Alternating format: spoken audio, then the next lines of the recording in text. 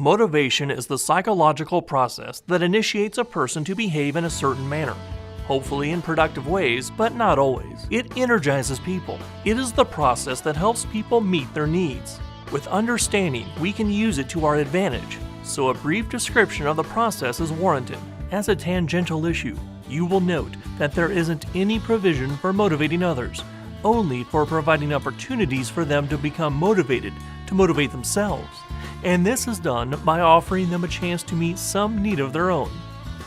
Motivation is a multi-step process that begins with needs: physical, emotional, and social. Abraham Maslow, a well-known psychologist, proposed in a 1943 paper that human needs are arranged in a pyramidal hierarchy of 5 classes of needs. Higher level needs depending on fulfillment of lower level needs as a prerequisite to their own fulfillment, labeling the 5 levels of needs from the most basic to the most complex: biological, safety, social belonging, achievement or recognition, and personal growth, previously termed self-actualization.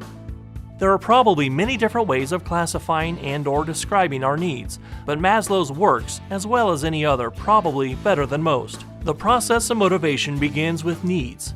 At the first stage, when a need is unmet, a person begins to experience a subtle sense of discomfort, at first below awareness, but the longer the need goes unmet, the more discomfort is experienced until it forces itself into conscious awareness.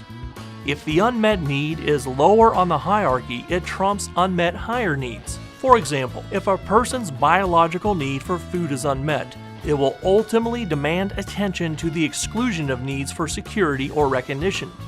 We will risk a great deal to avoid starvation. When the second stage of clear discomfort is reached, we embark on the psychological process of identifying and labeling the source of our discomfort, as in labeling the pain in my stomach as hunger. Once the feeling has been labeled, a person enters the third stage of exploring ways to alleviate the discomfort, thus satisfying the unmet need. A person typically identifies 2 or more ways of meeting a need. The fourth stage is to evaluate the list of alternative paths to satisfying the unmet need. That is, to filter the alternative actions through our various sets of values. Our understanding of this process is enhanced, of course, by understanding our values, and that was presented in the last discussion. The best or most preferred way of meeting the unmet need, the highest priority value, is typically selected, but if there are unreasonable or insurmountable obstacles present, then the next best is typically selected. The fifth and final stage is to finally act or behave in a way that will actually satisfy our unmet need. Some might refer to the entire process of activating behavior to meet a need as motivation.